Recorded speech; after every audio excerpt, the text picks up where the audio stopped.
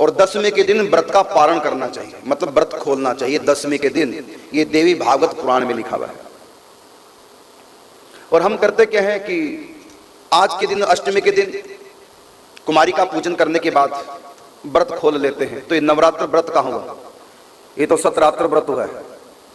अष्टमी के दिन तो आपने भोजन कर लिया, नौवें के दिन व्रत है ही नहीं, तो ये नवरात्रि व्रत कहाँ रहा? 9 रात्रि 9 दिन का ये व्रत है, ये 7 दिनों का व्रत नहीं।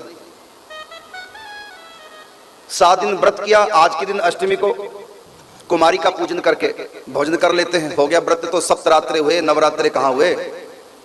ऐसा किसी भी ग्रंथ में नहीं। और श्रीमद् देवी भागवत पुराण शाक्तों का मुख्य ग्रंथ है,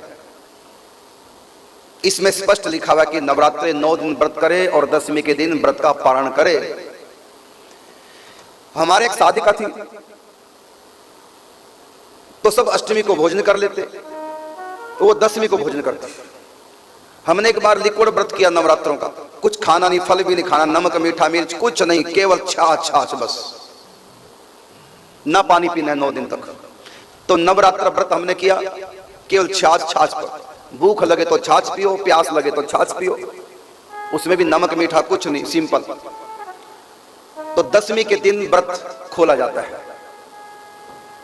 देखता हूं मैं सब जगह तो नहीं कहूंगा, हमारे हरियाणा, पंजाब, हिमाचल में 9 दिन व्रत ही नहीं करते, 7 दिन करते हैं। 9वें दिन तो आज के दिन अष्टमी, दुर्गाष्टमी पूजन कर लिया, उनकी दृष्टि में हो गए नवरात्रि। गिनती नहीं आती 9 तक की। अब तो बल्कि 6 नवरात्रि हुए, आज वैसे 7वां है, क्योंकि 2 नवरात्रि एक ही दिन पड़ गए थे। तो कहते हमने नवरात्रि व्रत किया सप्तरात्रि व्रत। तो मैं कहना चाहूंगा कि नवरात्रि व्रत 9 दिन व्रत करो,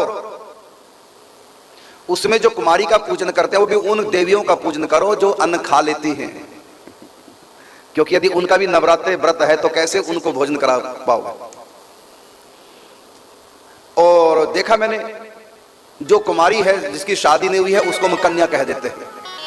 वो कन्या नहीं है जिसकी शादी नहीं हुई, कन्या होती है 10 साल तक, 2 साल से लेकर 10 साल की आयु तक कन्या कुमारी का कहलाती है, भगवती का स्वरूप। 1 साल की कन्या का पूजन नहीं करना चाहिए,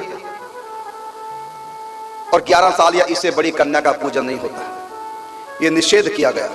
2 साल से 10 साल की, और उसमें जो पूजन बताया गया उसमें एक कन्या 2 साल की, एक 3 की, 4 की, 5, 6, 7, 8, 9, 10 ऐसे 1-1 साल की आयु बड़ी हो, तो उनका पूजन करने से हर प्रकार के सुख समृद्धि घर में आते हैं। एक नियम है,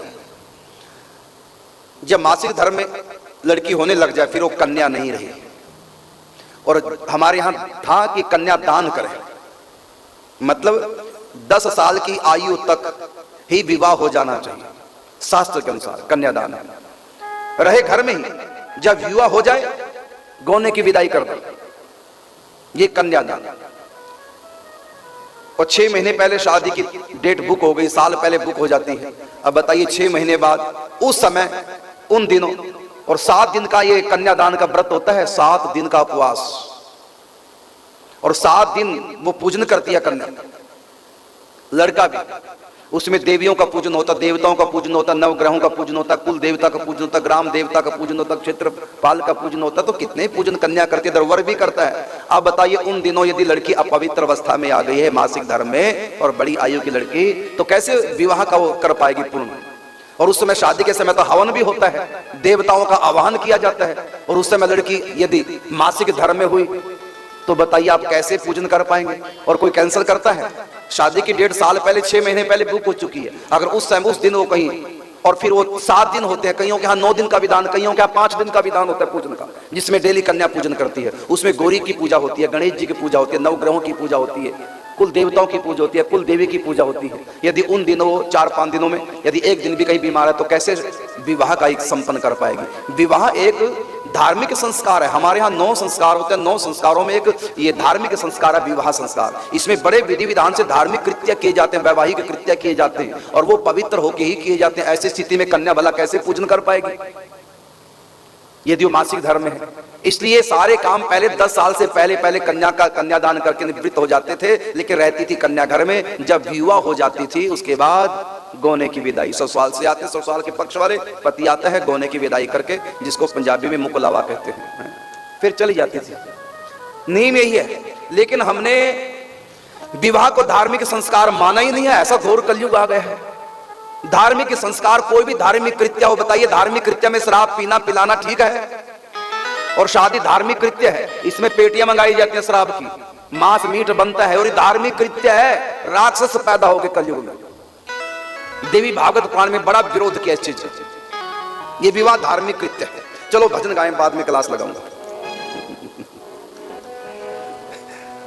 मुझ में चंडी आ रही है।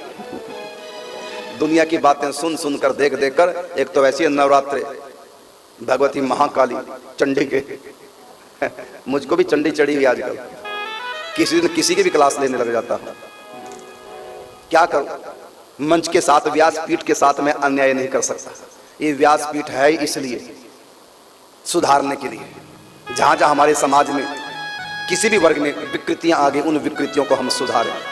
ये व्यासपीठ का उत्तरदायित्व है।